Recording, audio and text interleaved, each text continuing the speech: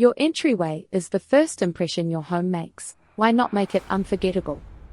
Today, we're revealing how to design a welcoming, stylish, and functional entryway that sets the tone for the entire house.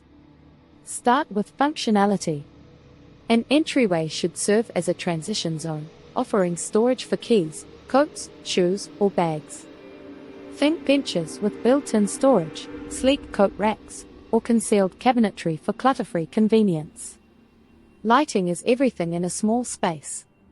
Use a statement pendant or chandelier to anchor the area, and add wall sconces or table lamps for warm, layered lighting. If you have natural light, amplify it with mirrors. This is the space to showcase your style. Add a console table with curated decor, like a vase, tray, or seasonal accent. A mirror expands the space and gives you a last-minute check before heading out. And don't forget a rug, it adds warmth and defines the area. No grand foyer? No problem. Use slim furniture, vertical storage, or floating shelves in small entryways.